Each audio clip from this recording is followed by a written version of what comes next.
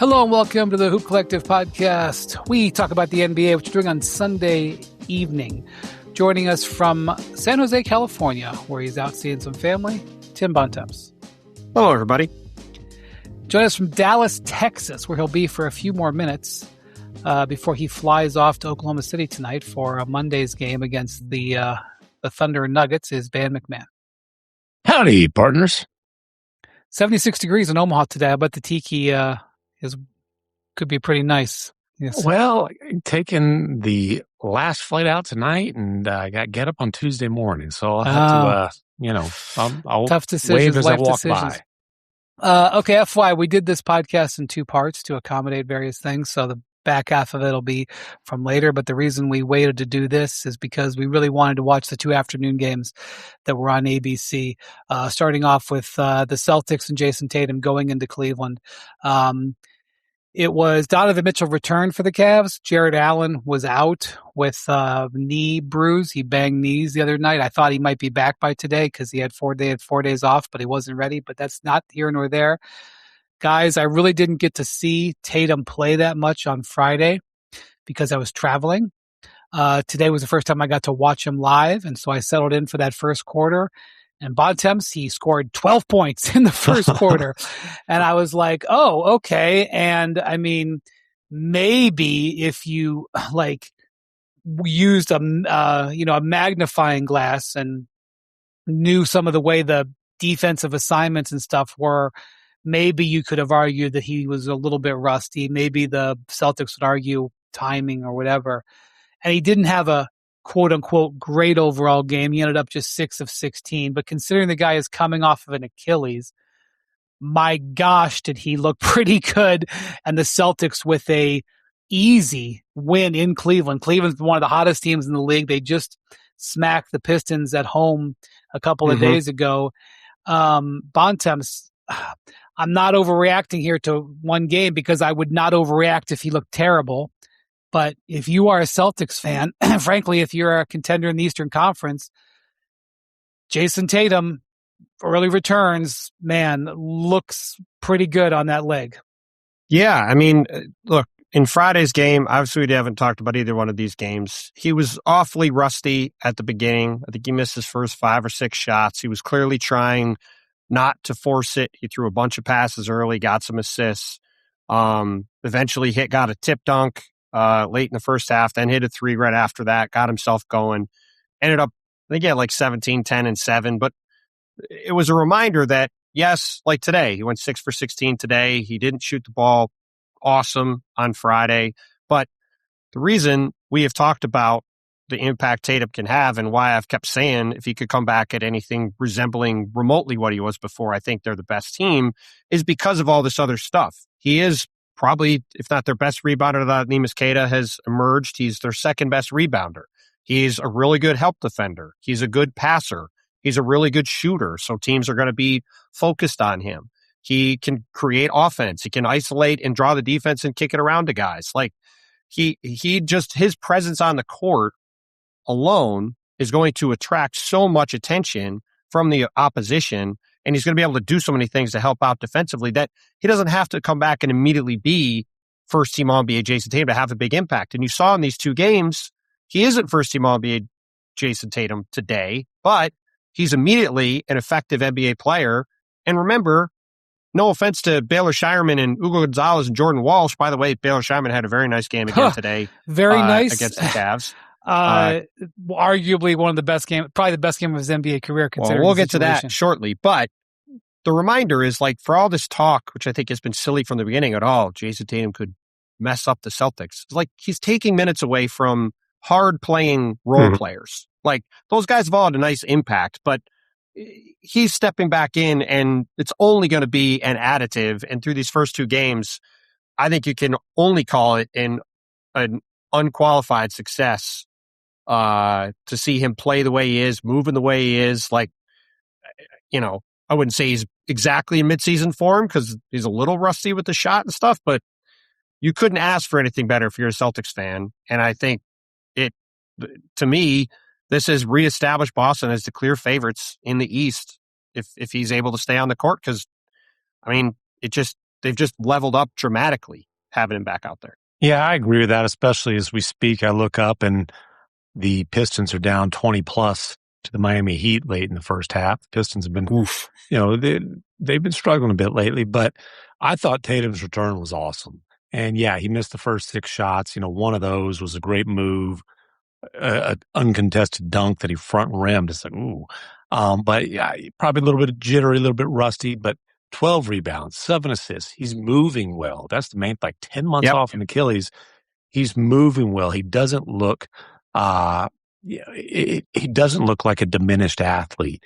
Then today comes out and after the first quarter, is this guy going to go for 30 something in the second game back? And so he's not, just like the first game, he had a burst of big time scoring. Hadn't quite been able to put a whole game together, but you see that he did. He came through big time for him, closing this one out after the Cavs made a run, had a nice drive for a layup, and then hit a wide open 3 on the backside. And, that wide open 3 on the backside, he can do that. And that was because Peyton Pritchard was whooping the Cavs' butt so much. They threw 2 on Peyton Pritchard, get off it to Queta. Queta swings it over to Jason Tatum wide open. But there's not a need for Tatum to put a cape on. He doesn't have to come back and be a superhero.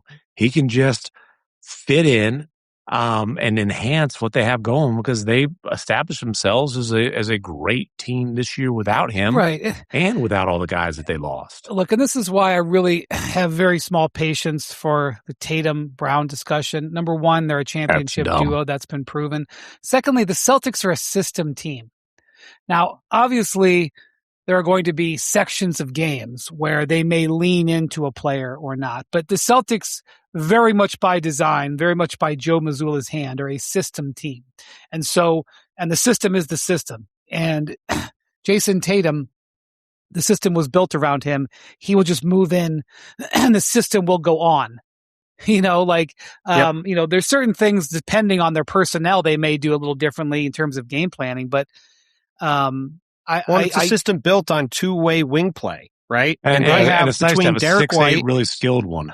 Right. Well, between Derek White, Jason Tatum, and Jaylen Brown, you could maybe argue a couple other teams, but from 2 to 4, there's hardly, if any, teams in the league that can match the 2-way ability to dribble, pass, shoot, and defend that those 3 guys. That's why the Knicks invested crazy amounts of assets into getting Anunoby and Bridges, because they were trying to deal with that 2-way wing dominance. And those guys aren't nearly on the same level. And the Tatum versus Brown thing, it's a tired discussion. It's a silly discussion. It's something, to their credit, they did not let tear them apart. They won a championship together. They have the potential to win more championships together. Brown is, they're both on supermax contracts. There's no reason. It's it doesn't have to be his team or his team. It can be their team. That's okay. Yeah. And Tatum comes back. I'm not gonna say he has nothing to prove because obviously these guys are all super competitive. But if Jason Tatum is a shell of himself for the rest of his career, which clearly he's not. But if he was, he'd still be a Hall of Famer. He's a 5-time All-NBA selection. He's a champion. He's a gold medalist. 2-time gold medalist. Two-time gold medalist. Well, let's to spin ahead to the game today a little bit. I wanted to ask you, Brian, as the leader of Cavs Corner, the takeaway I had from this game watching it was the Cavs could do nothing to bother the Celtics the entire game. Even some of these shots that look kind of difficult that Peyton Pritchard would take in the fourth quarter or Jaylen Brown would take, these guys could get to their spots wherever they wanted and they weren't bothered. And they got seemingly a wide open 3 almost every trip. They worked the clock down 16, 18, 20 seconds most trips, got a wide open shot almost every trip. I was just really, I guess I wasn't stunned because we have had questions about the Cavs' ability to guard on the perimeter the whole time. But what was your takeaway on the Cavs today? I was more up against these guys. As I was watching the game, I was more affected by their struggles against the Celtics defense. And this is a Cavs team that has been the number 1 or number 2 offense efficient-wise since mid-January. And, they've been routinely putting up power numbers, particularly generating lots of open threes. And, the Celtics were in their full switch operation, and the Cavs really struggled to get good looks in this game. They early in the game were attacking. Their game plan was clearly to attack Sam Hauser. And Evan Mobley actually had a pretty good game offensively, and they were able to get switches and attack Hauser. And Hauser got shown up a couple of times, but Hauser hit 5 threes, and he certainly made up for it at the other end. And when they weren't attacking Hauser, they weren't able to dent anything. And the bench play, I mean, the Cavs invested a lot in this season to improve their bench. And Max Strus is now working out with their G League team, and so there's a return. I don't know what you're going to expect from him, but that their lineup is going to potentially even improve a little bit. But the Schroeder and the Keon Ellis trades were meant to improve their bench, and also with Harden being in the starting lineup, replacing a guy who's missed a lot of the season, Darius Garland, that improves the bench. It moves Jalen Tyson to the bench. The bench was, and this, you wouldn't necessarily see this repeatedly in a 4-game series or in a 7-game series, but I think the bench scoring was 41-13. Baylor Shireman was 16 and 10. Peyton Pritchard at 18. 18 and 7. Yeah, 2 guys single-handedly, 2 reserves single-handedly outscored the Cavs bench. Yeah. And my takeaway from this game, one, man, for a guy 10 months off an Achilles, Tatum looks amazing, and can't wait to see how he looks when he's had a month plus to ramp up for the playoffs. Joe Mazzola said no minutes restriction. Clearly, it's about 27. That's what he's played in both games. So Tatum looks awesome. And I would imagine it's only going to get better. By the way, as a quick aside, if there's a minute restriction, shouldn't you have to say that there's a minute restriction?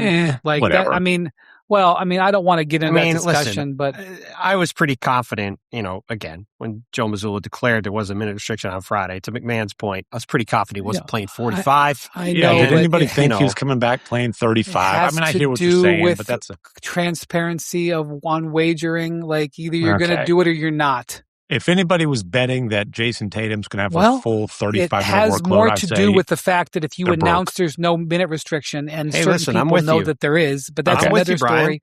Yeah, I'm with you. I'm not going down that path. I'm not going down that path. I agree with you. I'm not sure the general NBA fan realizes just what a stud Peyton Pritchard has become. I know he won 6th Man of the Year last year.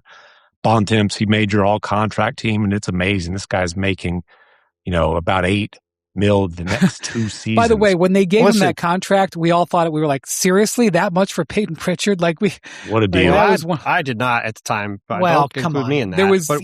What I would say that's more interesting than that is in the middle of his 3rd season, which I believe is Joe Mazzulla's 1st season, Peyton Pritchard was trying to leave. Mm-hmm. He wasn't playing. He was ready to be traded. He wasn't happy. He was not thrilled in Boston, and for things to go from where they were at that point, when he was barely in the rotation, to this guy that became a lock rotation player, hitting all these half-court shots when they went on to win the title. Now, like you said, MacMahon, he's got one of the best value contracts in the league. If he had played more games off the bench, he'd be a shoo-in to win 6th man again this year. Now he's back off the bench, destroying for them. And, like I said earlier, at the end of the game, he comes in the 4th quarter, and he's just getting to his spots in the mid-range. Jalen Tyson, solid defender, couldn't do anything to stop him. He's just getting whatever look he wants. Banging in huge threes late. His development into this critical piece for them. It's a testament to, it's like you said, Brian, the system for the Celtics, I think is even less about the way they play, and it's their player development system. Yeah. They have an unbelievable player development system. When you look at their roster, Peyton Pritchard comes out of that as a late 1st-round pick. Jordan Walsh was a 2nd-round pick. Baylor Shireman, late 1st-round pick. It's not even skill development, yes, but part of the biggest thing, we talked to people in Boston, when they talk about Pritchard, they didn't teach the guy to shoot. The guy's been an elite shooter since he was a kid. They gave him his confidence back. His confidence had gotten shaken. Joe Mazzulla came in and with him and his staff said, Peyton, we're going to get your confidence back. And you look at him now and you say, well, of course this guy has confidence. Well, guess what? His confidence a couple years ago was vastly reduced. And that's what some of the basis of his recovery is. But, and he's a guy who 26, 27. Now he's 28. This is a guy making major leaps at that point in his career. And, I mentioned the 2 Tatum buckets, the 2 biggest buckets of the game, Bontemps alluded to. They're Peyton Pritchard ISO buckets after the Cavs trimmed the lead to single digits with like 4 minutes left. Do you know who the most efficient volume ISO scorer is in the NBA this season? I would guess it's Peyton Pritchard. It is Peyton Pritchard. 1 That point is going into today. 1.23 points per ISO possession. Shea's 1.17, Luka's 1.11. Those are elite numbers. 1.23. That's crazy. Yeah, and by the way, he looks like he should be playing in my pickup games. And Mazzulla has 0% qualms calling his number when he needs a basket. Mm-hmm.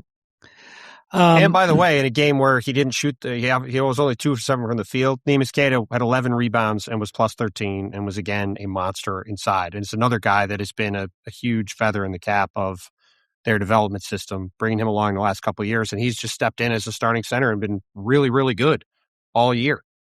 By the way, we'll just do a real drive-by. You mentioned that the Pistons are down 20 at the half. The Heat, I have no idea what will happen in the second half of that game. We're not going to wait for it, but I'm just telling you, if the Heat close it out and they are at home, and the Heat have been very good at home this year, that'd be 5 straight wins for Miami, and they went up to Charlotte on Thursday or Friday, ended the Hornets. 2 of those wins are against Brooklyn, but nonetheless, if they and Cade Cunningham is back playing in this game. He missed the game the other night, but Cunningham and Duren are starting in this game. Between the second half of the Nets-Pistons game on Saturday, when the Nets outscored them 61-43, came from, I think, 24 down and 1. And the first half of this game against the Pistons, they've now been outscored by, I believe, 40 points in 48 minutes, which is not great. I'm not going to, Cade didn't play against the Nets. I'm not going to overreact too much, but they're definitely in a mini rut. And by the way, this Heat winning streak is happening with Norman Powell out. So, another one of the best ISO scorers in the league. We'll talk more about them later. I don't want to talk because I feel like Jackson's going to have to cut this out if the Pistons make some big second half comeback. So anyway, before we move to what we recorded earlier, I do want to talk about the Lakers. So that was a excellent win for the Celtics today. A real, warning, I think, to the league. Really strong performance by the Lakers, particularly defensively today against the Knicks at home. New York just scores 97 points. The Lakers led this from start to finish. I think their lead was at 26 at one point. LeBron was a late scratch, or maybe not a late scratch. He was questionable coming in, but he was a scratch with the left foot thing that he sometimes misses games with. I don't need to give treetop analysis here, but the data shows that when LeBron plays, when one of the 3 is out, they tend to be a little bit better defensively. It's not a shot at anybody directly, but when Luka and Austin Reeves are together this year, their lineup data says that they're about 7 points plus 7 over 100 possessions, and when they all 3 play together, they're in the negative. So it's there could be a whole bunch of different reasons why. Well, let's just be honest. The reason those 3 guys don't fit together is none of them at this point play much defense, and you can sort of get away with having 2 guys who aren't going to guard. It's hard. It's hard with 2. It's almost impossible with 3, and that's the biggest problem they have. They're trying to fit all of those guys out there at the same time, and it's hard. If you take any of them off the court, you're probably going to have more balance because you're going to have 2 ball-dominant guys and then 3 guys around them who are going to more likely So they fit can into start roles. Hachimura and Smart, who, Marcus Smart was 1 of 10 shooting today, but he was plus 27. So what does that tell you about what happened when he was out there? Yep. And, allows them to play Vanderbilt, who's a better defender. In this particular game, Luke Kennard hit 3 threes. So you got a basket, you got a floor stretcher out there. When they divvy up those minutes, and again, it's not an analysis of LeBron as a player, obviously, or Austin Reeves as a player. It's an analysis of the fit of the roster, and the data baller data here, like the little lineup combinations. Reeves and Luka without LeBron this year. I don't know if this includes today or not, but it's a plus 16.9 net rating in 329 minutes. With all three of them together, it's plus 1.5 and 293.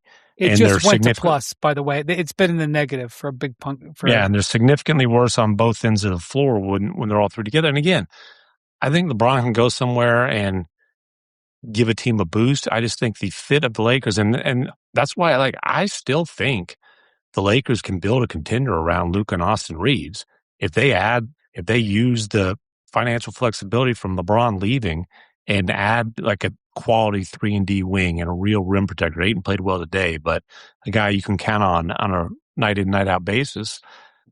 I don't think the Lakers are just, miles and miles and miles away from being a real factor in terms of contention. I just don't think it's happening with LeBron on the roster. The Knicks had a miserable shooting day today. They were 8 of 34 on three. I mean, LA afternoon games, especially daylight savings time. Just like New York afternoon games. They had one against the Spurs last week. This is a tale as old as time. Yeah. So, I mean, I don't want to overreact, but it's a really nice win. The Lakers are, they've been playing 500 or worse basketball over the last, couple weeks, and you're starting to look behind you at that play-in situation. And so to get a win like this. Well, and again, it's worth pointing out the Rockets and Wolves and the Nuggets continue to have brutal losses. The Nuggets have all these injuries. We talked about that later on in the pod, so we'll leave that. But as of right now, the Lakers are a game back of Minnesota, who they host on Tuesday, and they're a game back of Houston. Do I think the Lakers are one of the three best teams in the Western Conference? No, I do not. I think they have real flaws. I think they'd probably lose to most of these teams in a playoff series. However, they've won all these clutch games. They put themselves in a position now where if they can make a push down the stretch here, they could get to third very easily. The Rockets and Wolves just keep taking away these games. Yeah. And the 3 seed in the West is a remarkable place because you obviously are on the opposite side of the bracket as the Thunder, and you get home court in the first round, and then I don't know who's going to win, but you get a young Spurs team in the second round. The Spurs would be favored in that series, but it's better than playing the Thunder in the second round. So if you're going to create a scenario in which the Lakers are going to make a playoff run and get to the conference finals, the first bullet point is you get the 3 seed. Before we hand it over to ourselves from earlier, I'll just point out, did you see that I think it was in the third quarter of this game that Luka gave the money sign? Yeah, when they didn't call the charge. He had turned the ball over. It could have been called I thought it was a charge. I did. But, dude, you're up. I think they were up, might have even been double figures at the time. Come on, man. And he's been fined for that before. So he gets knocked to the floor. He's laying on the ground under the basket. He looks over at the official, seriously, you're not going to call this? He gives the money sign. Now, I will say this. He's probably going to get fined for that. As you mentioned, he's been fined before. Rudy Gobert got fined. The second time Rudy got fined, he got fined 100 G's. I don't know if it'll be that bad, but had the referee seen it, it would have been a 16th tee. He might have 16th technical. He would have teched him up if he'd seen it. Yes. And so what I would say is it could be worse. Whatever fine he might get, he could have gotten a tech. So, and that would have been much more expensive and also would have been missed a game. So, and would have missed this game against the Wolves on Tuesday, which is a massively important game for them.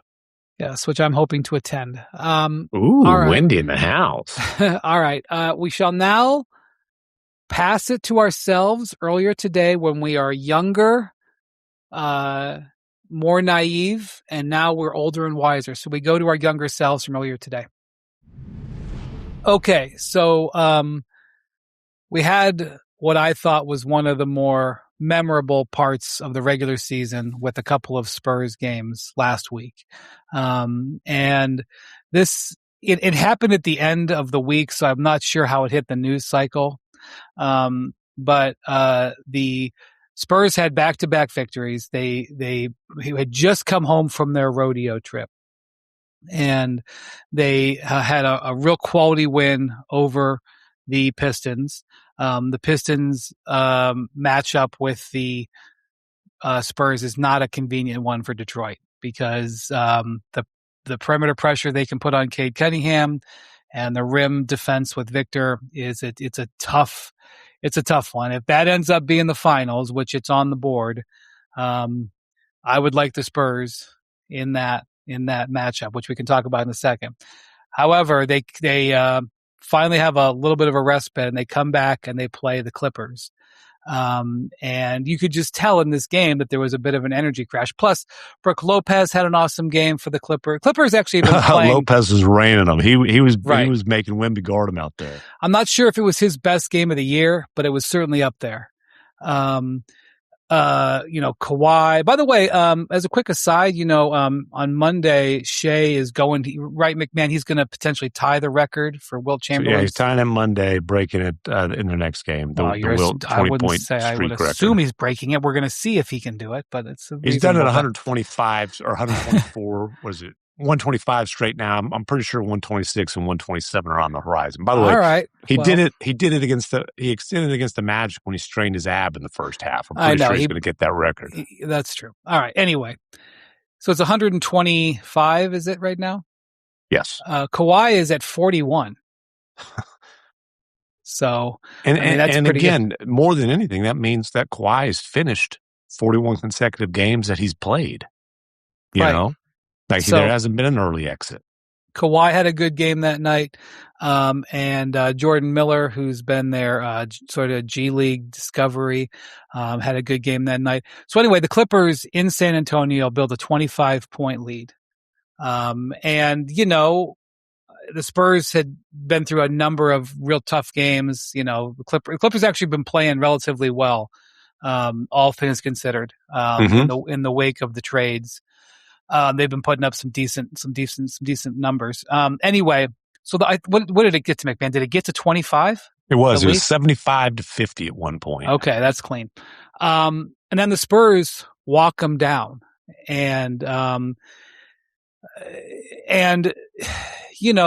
we routinely see big comebacks, but 25, that's pushing in a second half 25-point comeback. That's 25 in the second half of a game. That's the second half of a back-to-back for a team that has its MVP candidate on a tight minutes restriction because they ramped his minutes up the night before. Victor played 39 the night before, so they weren't going to run his minutes high. That 39 is the second most of the season. And so they weren't playing in more than 20, 22 minutes. And so, it was a pretty unlikely comeback given all those things, even though they were at home. Right. So they walk them down. And then there's this play. I don't know if you want to describe this inbounds play late in the game. Man, just an unbelievable thing. Yeah. Ty Lue drew up an awesome play where they had Victor guarding Derek Jones Jr. in the second half. I think a lot of that's because Lopez was so effective in the first half. They wanted him on a guy they were more comfortable sagging off of. Anyways, they set a back screen on Victor. This was out on the left wing, pretty high up out on the left wing. I forgot who set the screen, but a great screen. And the play is a back screen on Victor, Jones lob over the top. And if you pause it at the right time, Jones is in position to launch, and Wemby is up above the elbow. I mean, he's 15, maybe 20 feet away, and Batum looked at it. And, Nico Batum is inbounding the ball from the side out of bounds. Yeah, Batum basically looked at right next to the Clipper bench, right? Yeah, yep. But guy's very familiar with Victor Wembanyama's skills as a fellow Frenchman. Yes, and he didn't go to it. And, after the game, Ty Lue said, Nico thought Victor was playing in between. In other words, he thought Victor was going to be able to get to it. Well, not only that, he stepped over the line. Well, no, then he passes it in to Lopez, and Lopez is like, this wasn't a play. And Lopez passed it right back to Batum. Batum hadn't gotten in bounds yet. Is what happened. Yeah. Right. So the point of critical this turnover. The point of this is Ty Lue draws up a play that was probably going to work. And Victor Wembanyama successfully defended. I want to be clear. Victor Wembanyama successfully defended the rim from 20 feet away from the rim. What I would say is the threat of Victor Wembanyama successfully intimidated Nico Batum into not trying. However you want to qualify it, that's defending the rim. Sure. Yeah, just his presence on the floor. And as we were talking about this on our group chat, you even said, he goes, not only did he defend the rim from 20 feet away, he was getting screened. Yeah. He was getting screened. And again, Batum, I'm sure when Batum watched that film, he was like, man. But Wemby it's an understandable reaction. Yeah, Wemby is such a dominant presence that he forces guys into being so hesitant that a lot of times hesitancy is the right decision. In this case, it wasn't. So the Spurs, I can't remember now because it's been 4 days. I mean, did De'Aaron Fox, I think De'Aaron Fox, he was being fourth quarter De'Aaron Fox. I can't remember who to credit for some of their offensive plays. Victor had an incredible block where he blocked one end and then ran the court and finished with a dunk at the other end during the comeback. That is probably a top 10 highlight for him this year in terms of actual eye candy. I don't know, man. I don't know. There's a lot of competition there. I know, but it's a long list. That was doing nice. it at both ends was pretty special. Yeah. Okay, fine. I'll back that off. But whatever. It was so.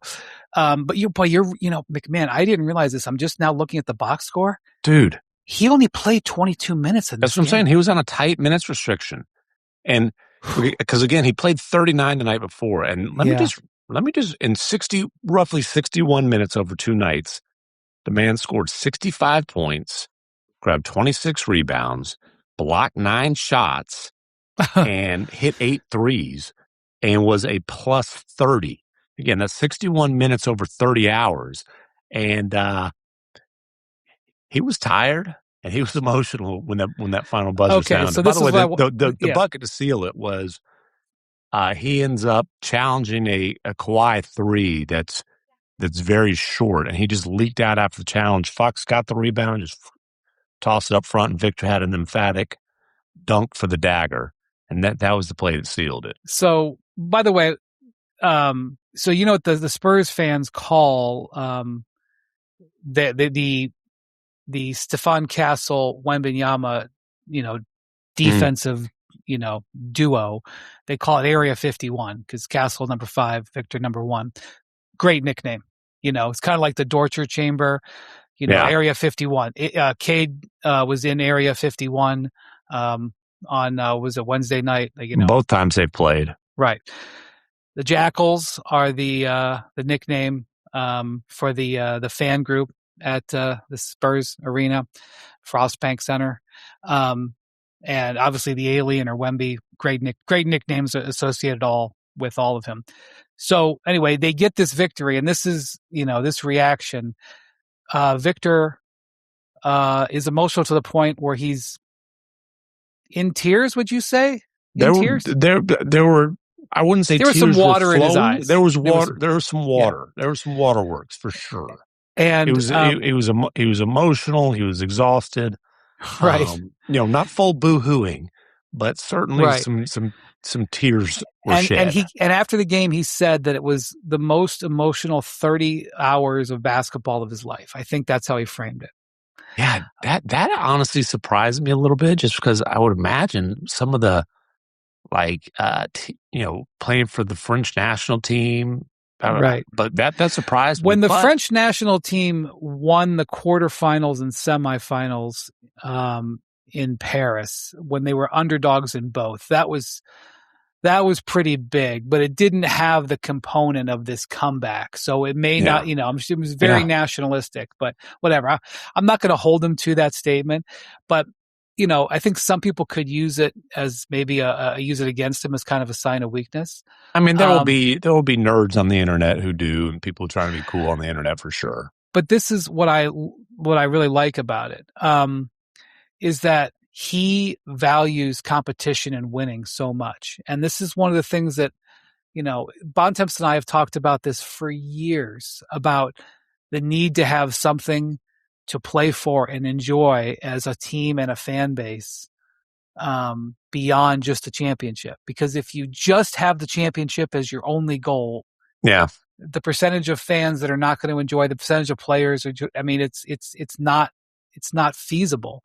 And, what I would call low level ecstasy. And Victor cares so much. And, it's kind of like the whole concept of him with the drum. The whole concept, and the whole Jackals thing. Yes, it's to let's enjoy this regular season, let's enjoy this regular season. Let's enjoy this process. And, I just remember when I went to a Spurs game during Victor's, I think his rookie year, and he had a 40-20 game and they beat the Knicks in overtime. That was the night that Jalen Brunson had 60. Very memorable. They give Victor the microphone after the game, and it's a March game. It's right about this time of year, actually. It was right about March. They're not going anywhere that season, right? And Victor announces to the crowd, "I love it here," everything like that. I think he's number one. I think he's being genuine. Number two, I think that this is something that we, he's such a breath of fresh air for the league, and this is him saying, "Listen, I'm gonna play in the All-Star game." Mm-hmm. Whether you guys want to or not, I'm going to play in the All-Star game. I'm going to introduce this fan section. I'm going to introduce this post-game ritual of us, pounding the drum. I know that that's not a unique idea because the Light the Beam was sort of the beginning of that concept, but and it's all sort of stolen from European stuff. But this is him basically saying let's enjoy every sandwich. Let's pay attention to ordinary time. You guys know every breakfast taco. Yes, I've got this lame concept in my my philosophy of life, whatever. But I love ordinary time. This is one of my favorite times of the year in the NBA, ordinary time. And I know it's lame. You can make fun of me or whatever. This just hits me. This is the type. It's such a breath of fresh air. And so I'm all for this. I'm not arguing that winning a game in March is more important than winning a game in June, but I am arguing that you can say, listen, what do we have in our lives in San Antonio that's better on a Thursday night in March than watching Victor Wembanyama? And what isn't there a value that Victor Wembanyama uplifted an entire city who was in that game, and then anybody who was watching it out there was like, wow, what an amazing experience. Is it not worth something that you can, this is what I did years ago on Twitter, where I was talking about how almost every night in the NBA something amazing happens, and this is what Bontemps has been doing this year. You stole that from Wendy? No, whatever. But this is what Bontemps has been doing this year on social media. He is basically saying, can we not enjoy that on a random Tuesday in January that Jalen Brunson leads a 10-2 run in the last 2 minutes to win in New York, and Nikola Jokic has a triple-double in the first half. Sorry, I could go on and on about this. Well, that look, this is another reminder that the league is in unbelievable shape going forward, with probably the two leading people into the next generation being Victor Wembanyama and Cooper Flagg, two insanely competitive young stars like that. That is a really important thing for the league. And it's the same reason why for the past few months now, I keep banging the drum on the need to change these incentives at the end of the season to where all these games have meaning and to have wins count towards lottery positioning. It all goes back to the same thing where, 0.2% of people at this point know what ordinary time is. A kid who went to Catholic school whose I know, mom and I'm is not quite even a religious practicing Catholic. It's the concept of it. Yes, but it is of course again doesn't know, but it is. I didn't think it was some revolutionary concept. Listen, you know what? Let me take a detour, and I'll just tell you. When you're a kid going to Catholic school, you have Advent, which is around Christmas, where you got to do a bunch of extra stuff. And you have Lent around Easter, which is going on right now. We got to do a bunch of extra stuff. I didn't like doing the extra stuff. Okay. Like the ordinary time. There's all kinds of different rules. You had to give up stuff, no meat on certain days, what have you. Okay. The summertime was known in the liturgical calendar as, quote, ordinary time. The liturgical, big word. Ordinary time. That's no clue what that word is. That's literally what it said. When I was dragged to church, when I was, and it would be mid-June, and I just really wanted to get outside and play. you would see on the thing, it would say, "Welcome to Mass on June 17th, 1989, the 16th Sunday at an ordinary time." Ordinary time was great. No extra stuff. It was the best weather time of the year. I knew when we got when I saw the calendar go and it's now ordinary time, I was like, yes, ordinary time. I love ordinary time.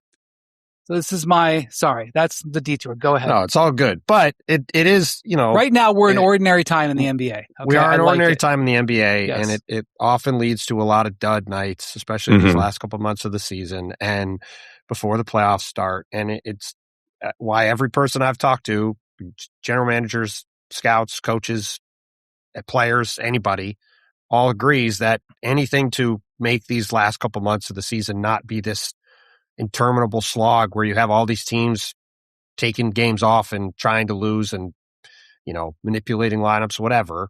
It'd be nice if we had a full slate of games every day where we could have things come out of it like this Clippers Spurs game and like the Pistons Spurs game where you have two teams competing all the way through. But it was awesome to see. It was awesome to see Victor get that into a game on a Friday night in March. And like I said, the fact that these young stars are so competitive and so into playing for everything every night, I think it's a great thing for the league going forward. And, it's another sign of why the Spurs are a team to be reckoned with, even though they have the lack of postseason experience that would typically mean it's probably going to take a year or two for them to get where they really hope to go. But they're going to try to. Yes, people can use this against them and say, well, how are you going to manage the emotions of going through 2 months? Because that's one thing. Like, the playoffs are the exact, antithesis of ordinary time. There is nothing about playoff time that is ordinary. And if you get emotional after, 2 games in 30 hours, how are you going to be when you've gone through a, 13-day, 7-game second round war? And it's like, okay, you have 36 hours to prepare for game 1 of the Western Conference Finals. Like, let's go, Victor. Like, and my answer to that is he'll take that challenge like he takes every challenge. Well, and first of all, there's no such thing as ordinary time with Victor Wembanyama. There's no such thing as ordinary with Victor Wembanyama. This dude is extraordinary with every single step that he takes, every single game that he plays, every tear that he sheds. And I can tell you one place that Victor will not waste a single shred of energy will be on the reaction of people he doesn't know. This is a guy, when he lays in bed at night at 9:30 or 9:15, he's got to get to bed by 9:30. He's a big proponent of sleep. That's well, you know what he's not doing? He's not doing this. He's not scrolling on his phone, seeing what people he has no idea look like, think about him at all. He's reading a book, right?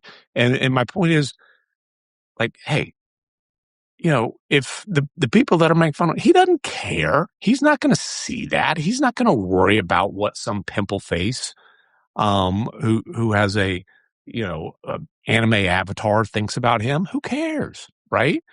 And listen, did I ever tell you about? Sorry, I'm sorry. Go ahead. No, like, okay, the guy, and like, Embiid got made fun of, and that was a completely different situation. But Embiid, when he boo-hooed after the Kawhi bounce, I would have cried bucket. Too. Like, I don't know if I would have cried. I would have endeavored not to cry in the on the court, but sure, but he cares. Yeah, like, I would much rather have to say, man, that guy looked kind of nerdy or kind of wimpy because he was crying. I'd much rather have a guy who cares enough to shed tears. Right. The other thing is, some of that cool. was a camera that was in the back hallway. Yeah, and whatever. Who cares? Like, the guy cried. Yeah. Whoop-de-damn do. That's not the point.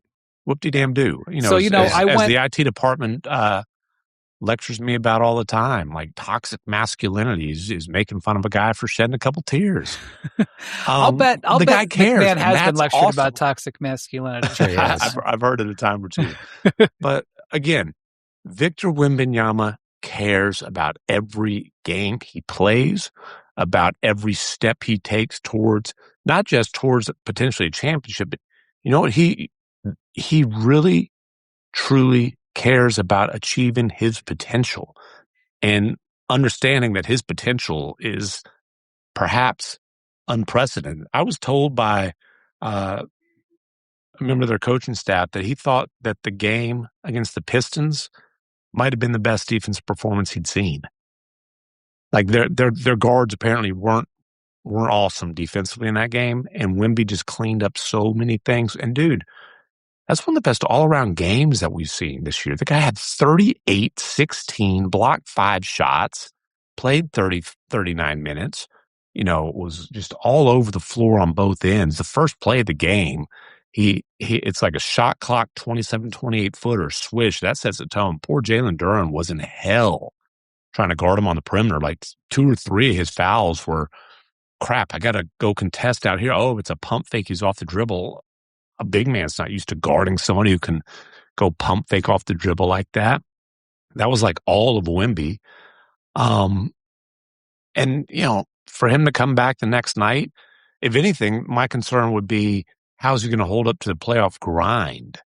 Not emotionally, but like physically. But we're seeing one of the most incredible talents and a guy who wants to squeeze every bit out of that talent just have an unbelievable run. And to me, the MVP is Shea versus Wemby now. That's the conversation. All due respect to Joker, who's not been the same since coming back from the knee. And then the 2 games against the Spurs, I'm sorry, I can't put Cade above Wemby on a ballot watching those 2 games. Yeah, I think fair you're being point. a little I had him ahead in the ballot one. I think you're being a little aggressive dropping Jokic out completely, but I would agree also completely that Cade is not going to win. We're going to have another year without an American MVP, barring catastrophic bad injury luck across the board for the other 3 guys, because it is going to be one of those 3 guys. I don't know if I'd say Jokic is out, but not out, Victor but he would be continues third on my ballot at this point. Yeah, that's fair. But Victor certainly continues to keep himself in the mix with games like this, and while keeping the Spurs within at least shouting distance of the Thunder for that top seed in the Western Conference. Ooh, I got a stat that's going to really annoy the USWB. The Spurs 9-0 now when Wemby hits at least 4 threes, including these last 2 games. Yeah, I mean, I'm not surprised that they have a great record when he hits a lot of threes. Like, that makes sense. It's, if you told me before the game he's going to make 4 of 7 threes or 4 of 8 threes, I would say, yeah, great, do it. That's not the issue. Yeah, and yes, I'm on Team Bontemps on this one, and Victor would slap us both down in a tenth of a second. He doesn't want to hear it, but 8-2 when he attempts at least 9. That's fine. I'm prepared to admit I'm wrong when they're holding the trophy and he's shot them with 3-pointers all the way through 4 rounds. I'm prepared to admit I don't mind I'm Victor, again, to reiterate, I don't mind Victor shooting threes. I just don't want Victor. I'm even less concerned about Victor shooting threes, especially if they're catch and shoot threes, than if he's handling the ball on the perimeter. That's really the bigger thing for me. I just want Victor to be finishing plays. If that's catch and shoot threes, fine. If that's catch and shoot lobs for dunks at the rim, fine. Like, whatever the play, I've said it a million times, but if Victor is a play finisher on offense and a play wrecker on defense, that is the optimal way for him to play, at least today. Maybe at some point in the future, his handles will be tightened up to the point where he can really also run offense, but it's just not the case now. And I think if he focuses on being a scoring machine and catching the ball and finishing, especially with all these guys, all these talented guards that get him the ball on the Spurs, I just think that's a better way for them to go than him trying to be a guard. Speaking of Shea and the Thunder, where you're headed to later tonight, MacMahon, to go see the Nuggets play the Thunder on Monday in OKC. The Thunder have won 5 in a row. They're 5-0 since Shea came back. He's played in 4 of those games. I think they've won 8 of 9 overall. Starting to hold teams to 100 or less, or in the less than 110 again, more regularly. And they went through that rough stretch. They were giving up some higher point numbers. the Saturday game against the Warriors, missed opportunity for Golden State, I'm sure, because they had Golden State. I'm not sure I'd call it a missed opportunity that they were in a close game with half their team out. Yeah, I know, but that was not a premium performance by the Thunder. Sure. And the Thunder are really banged up now. Hartenstein, they're calling a calf contusion, which is at least good news that it's not a strain. Caruso missed this game after taking a shot to his hip. Yeah. J-Dub is still out. AJ Mitchell's still out. Yeah, AJ Mitchell's still out. I think AJ Mitchell's pretty close from what I hear. Yeah, I think AJ Mitchell's pretty close. I don't have a great feel on exactly when Dub will be back, other than just that they're clearly going to err on the side of caution, given that he's came back and then tweaked that hamstring or strained that hamstring right away again. Well, they got to be cautious with Hartenstein too. I mean, he's gone back and forth with the calf injuries, but I mean, this has been going back to last season. He's had all sorts of different ailments with them, and that's, obviously they're the most talented team and the deepest team, but especially if they're going up against, if they got to go up against Jokic and Victor to get to the finals, say, they're going to need Isaiah Hartenstein out there to play against these teams. So, that's a pretty tricky injury to manage. And, there hasn't really been an update on his status other than he's just missed the next game after he came out early against the Knicks. The update was that they called it a contusion, but I meant in terms of like any sort of timeline. Like how he could be out. The Thunder only scored 37 points in the second half of this game, and they won. Okay, so they limped through it, but Shea hit a crucial 3-pointer with around a minute left. That pretty much little going right step back. Yeah, and I mentioned this last night. I think to Bontemps. I love that the arena, the Paycom Center, they played Queen. And not "We Are the Champions" when there's their victory song.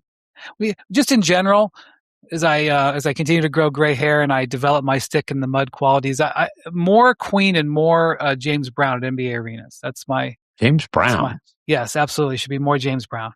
Tell me when James Brown is a bad decision in an arena. I didn't expect that to be coming from. Absolutely. That's all. Absolutely the truth. At arenas, like for arena rock, like this is just perfect for it. You dance, like that feel good. I mean, I'm not saying I'm dancing. I'm saying I'm enjoying the music. The Cinderblock does that shimmy whenever music is on. All right. Let's see. We'll have to give him a international debut. Anyway, this was not one of Shea's best games, to say this. He has had a couple of excellent performances since he's come back. Looked like he came right back to where he left, a couple of mid to low 30-point games. But in this game, just to get people in their feelings, he was 6 of 15 from the field, which is one of his worst shooting games of the year, and 14 of 15 at the line. And oh no, Shea went to the line a lot. Yeah, I know. It's an international controversy. I know. And so there's now like a whole library of opposing coaches. Like you could almost sort of just line them all up, and opposing coaches have commentary. Because the media asks them after every game when Shea has a game like this. And Steve Kerr, I thought, sometimes Steve Kerr can get a little over his skis with the media. Sometimes Steve Kerr can be pitch perfect with the media. He's very interesting all the time, which we appreciate. Anyway, what he said is, I don't have a problem with Shea doing this. He's not breaking the rules. He's operating within the rules. It's the rules that are the problem. And I would like to say to Steve that is the most mature thing that many people have been given chances. Mike Brown kind of said something somewhat similar when the Knicks last weekend when the Knicks were when the the Thunder were in New York. But basically every coach is pulling their hair out over it. But Shea he is operating within the ecosystem that exists. And this is the way it is. By the way, it's like, how many different officials have called Shea Gilgeous-Alexander games this year? 50? 60? How many different referees? I'm sure the NBA has the number in a database. Mm-hmm. How many different referees have called a shooting foul where Shai Gilgeous-Alexander has gone to the line. Like, it's not a bias. It's he is playing, he is incentive.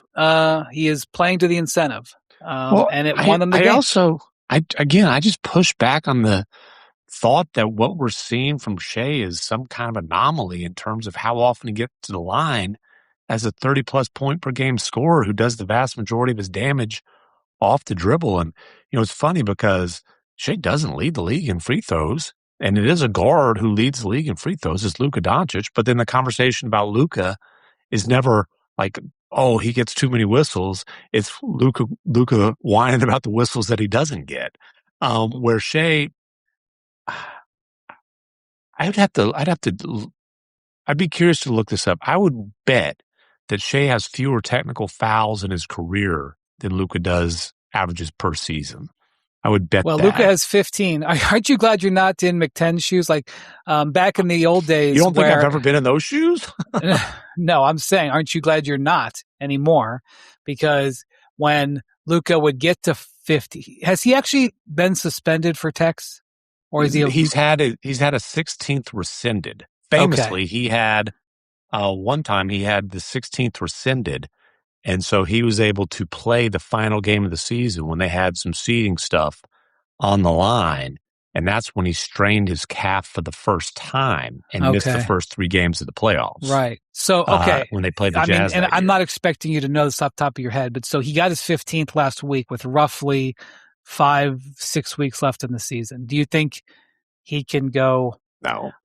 Yeah. No. And I wondered if that one was going to be rescinded simply because, if you just watched as the tea's being called, you're like, well, he didn't say anything. Well, no, what happened was he said what he had to say.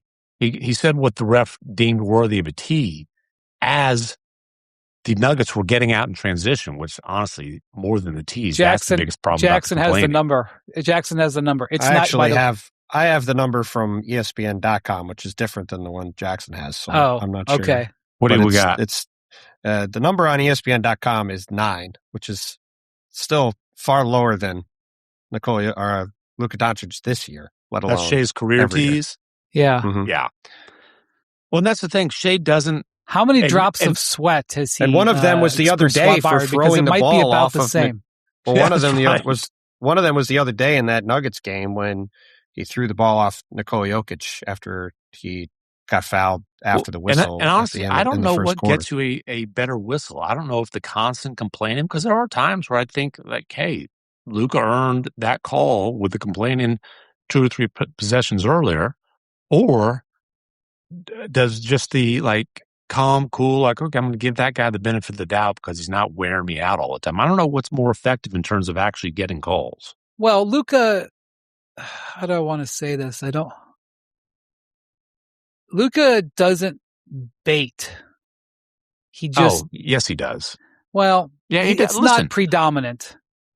Listen, Luka is one of the best offensive talents of all time. Luka falls down. I'll give him that. Luka falls down. And Luka is very good. Luka is as good as there is in the league and as good as one of the best ever at being able to create contact to where basically if you're not fouling him, you can't defend him. He bullies guys. That's a really good point. Yeah, he bullies guys physically when he gets down low off the dribble. It's crazy to see how slow it appears Luka moves, and yet how often he's able to get open.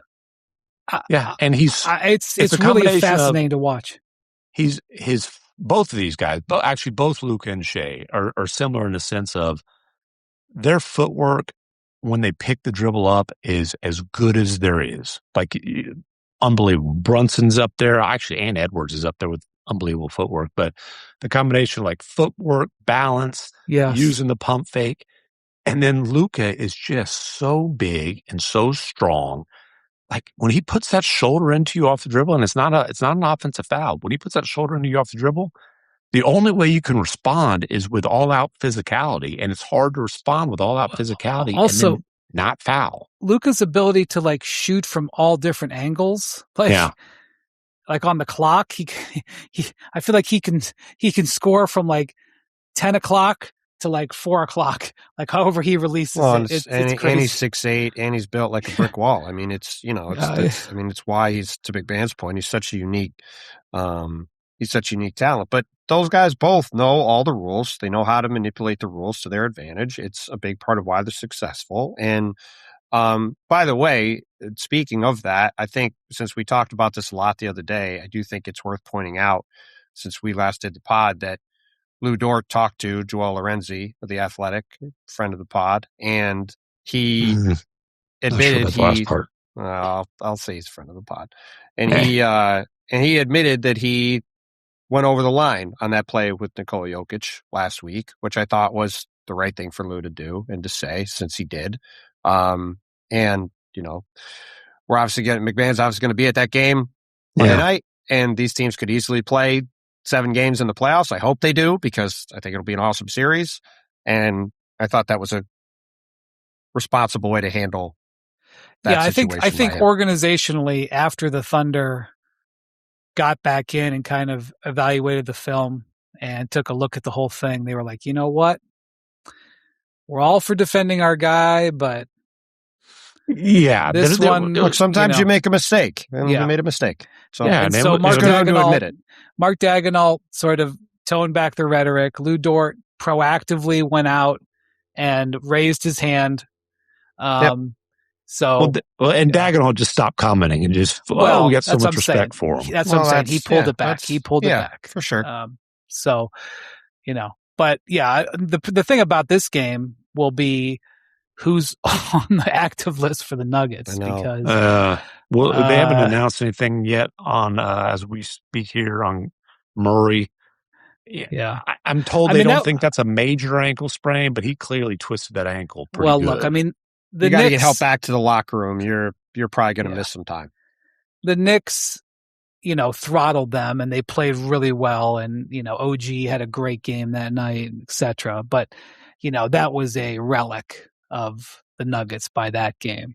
So I'm not sure what we're going to see in Oklahoma City. Although, look, Denver has repeatedly been able to patch themselves up and overcome this year. But did get Aaron Gordon back for the first time in 6 weeks, though. That was big. Yes, obviously. He's going to be on minute restriction. So right, but he's still back on. I'm sure he'll be on a minute restriction, but he's still back on the court. That's a huge thing for them overall going forward. Yes. By the way, I just want to, on the free throw thing, I just want to put this in perspective. Just did a basketball reference search. Guards who have scored 30 plus points per game in a season. Shea, ranked by free throws attempted. There's been 49 guards, including the guys this season, average 30 points per game. Shea's free throws this season would rank 32nd most on that list. So again, it's not even Luka, who's leading the league in free throw attempts. Luka would rank 21st out of 49. Like, when you create that much off the dribble and you and have the style of play they have, it's not like these aren't crazy free throw numbers. Here's my hypothesis. My hypothesis is that when you can't stop something, right, and he's not stoppable scoring-wise, that you start appealing. You look for any way that you can stop it. I think it's just human nature, right? Sure. And so when you get beat by this guy who's just an absolute expert at it, you appeal to the, you can't beat him straight up, so you appeal to the arbiter. You're just trying to change the rules. And they're hard as hell to guard without fouling. And Shea, as much as I talk about like how strong Luka is and how physically he plays, that shoulder Shea gives, he looks wiry, trust me. Right. And we've seen you feel it when he and it's not an offensive foul. Now sometimes like the key shot he hit, what was that, game 3, I believe, against the Pacers, he actually extended. That usually doesn't extend the chicken wing. Usually just gives that shoulder and creates space. The other thing is you have to he's such a dominant mid-range shooter. He uses the arm though. He may not extend it, but he certainly uses the arm. Well, and that's fine. And if they started calling that, he would probably just have to adjust. He would just adjust. Yeah. And I would like to see them start calling that more. Like Jason Tatum, obviously we talked about him earlier. He is the king of the use the arm to create space. Giannis is a big time Giannis proponent of that. his arm and shoulder. Like, good luck getting in front of that shoulder.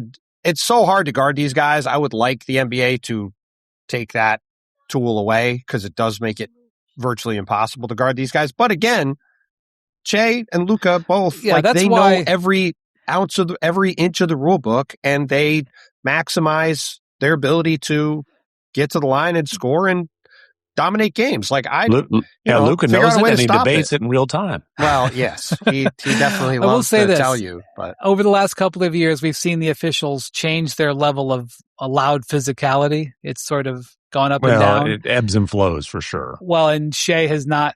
The streak has barreled right through. That's that. right. Okay. That's right. By the way, you know the guard on this list who has the most free throws per game? Number Bob 1 Pettit. and number 2 on the list? Bob Pettit was a forward. By the way, Bob Pettit showed up in our. Hold on, keep going, and then I'll tell you. Bob Pettit got the showed arrow up right. Kuzi? And the complexion as well. That's another hint. Kuzi? Jerry West. Oh, Jerry West. Jerry West was at the line getting free throw merchant chance at him. Good luck. I'll tell you something. If you ran across Jerry West and you called him, by the way, I don't understand why that's an insult, but obviously it is. But if you called Jerry, especially when Jerry West was had the adrenaline flowing, I mean, I've told you the story that he told Jerry West, me. another guy who was not a small guy. Mm-hmm. Oh my God, no, in any sense. Anyway, he would have been able to slot right into today's NBA and play. Jerry West once told me that after one of the years, the year in 69, I think, when he won the MVP of the finals, I think it was 69. And he won the MVP of the finals and they lost in 7. He didn't leave his house for 4 weeks, just couldn't leave his house. And he finally was like, I guess I better start. He thought he was getting out of shape. And so he for the first time, other than going to the grocery store, a hat and glasses or whatever, he finally went out for a jog, and was jogging, and a guy a few blocks from his house, a neighbor, said some bleep to him about losing in the finals, and he stopped and cocked his fist, and then dropped, thankfully for all parties, dropped it and kept going. But again, a month later, Yeah. So imagine if you called Jerry West a free throw merchant as he was walking off the court. Would not have ended well. So on Saturday night, I'm not sure if they're playing today, Sunday, the Hawks beat the 76ers, which, by the way, I don't know if by the time this pod comes out, there may be an announcement on Tyrese Maxey. It sure looked like he may have seriously injured his hand or finger in the I was hoping the way it sounded like he was eating in the locker room without anything on it after the game. I was hoping there was this real freak play. There was a loose ball, I think off a free throw, and he ran into a Bona, the center for the Sixers, who's built like a brick wall. And it looked Bona like he really hurt Bona, which was Bona was injured. So yeah, so I'm hoping he just kind of got a stinger the way it went. He didn't have feeling in his hand. Because it. I hope you're right. But I haven't heard anything yet today. It didn't look good in real time. That's sure. He did the thing where he put his uniform over it and walked immediately to the back. Yes. Sixers, by the way, fell to 8th with that loss because VJ Edgecombe is now dealing again with the back issue, and Embiid is out with an oblique injury. So anyway, the Hawks won their 1.5 games ahead of Atlanta in 9th, and 1.5 games behind Toronto in 5th. That is OKC might still get a lottery pick. Might. Now it's top 4 protected. Actually, it might still get 2 lottery picks. One from the Sixers, Clippers. one from the Clippers. And Clippers. Yep. Anyway, the Hawks won their 6th straight game on Saturday night, and Jalen Johnson had 35, 10, and 7. It was most of those games not exactly against elite competition. I would agree, and I think the Hawks would agree with you too. However, there's 6 wins in a row. As we build towards Magic City night. Ooh, Luke Cornett. Luke Cornett does not like that and blogged about that eloquently. Yes, Luke Cornett is still working on the liturgical calendar. So that's the 4th time this season that Jalen Johnson has had 35, 10, and 5. 4th time. That's the second most all-time for the Hawks franchise. Bob Pettit had more twice. Oh, that's what we were building I was towards. wondering why you were going there. In 58, 59, and 61, 62, he did it 5 and 6 times. So, all right, whenever Bob Pettit comes across our world, the stats, we got to get him in the pod. Channel. We are getting him in the pod. All right, everybody. By have the way, safe hold on. Just get back to where we were earlier. Wemby has now had 16 career 4+ block, 4+3 performances. That's the most in NBA history. Yeah, let me see how many Bob Pettit had. Has anybody else had 10? Don't ask me things I can do. 4 3-pointers is a high bar for a guy's swatting. I don't know. I'm going to try to do a quick stat head search before we go and check that, because I can't imagine there's been many of those. I mean, it's a pretty impressive little variance in a guy's game. That's for sure. Yeah. How many times did Bob Pettit defend the rim from the elbow, or from the elbow extended? No offense to Bob. I'm sure Bob probably did it in his own way, just with intimidating stares and his I don't think back in the day there were a whole lot of alley-oops being thrown either. You don't think backdoor alley-oops off of who was our guy, Jackson? Who was our guy who we had this pod reference, and the guy who the alley-oop kind of started with? God, I don't remember. I think Don something. Anyways. I don't know. All right. Bontemps is still looking it up. I'm doing a quick scan here. James Harden's done it 4 times. Jaren Jackson's done it 5 times.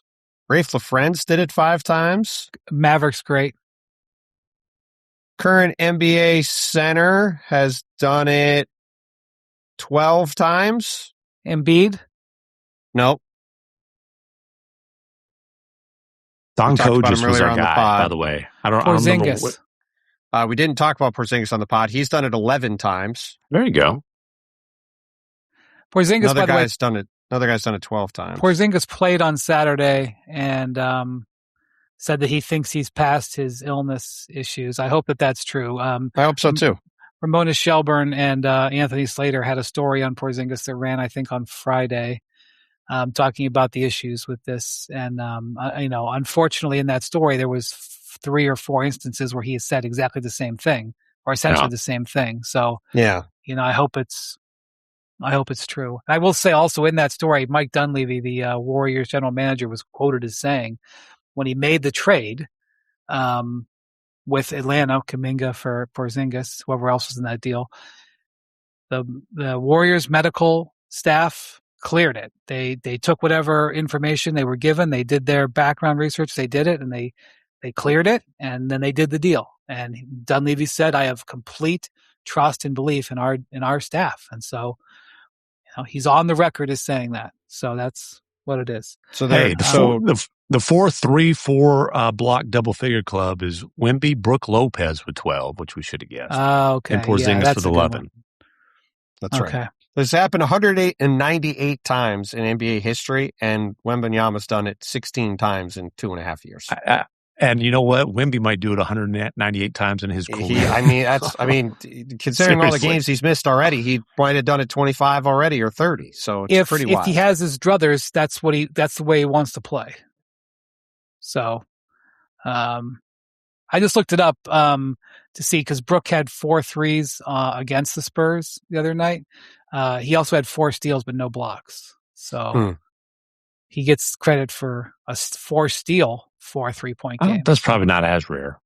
Probably not as rare, but no, because all these guards would have done it. However, for a center, that's pretty good. All right, everybody travel safe.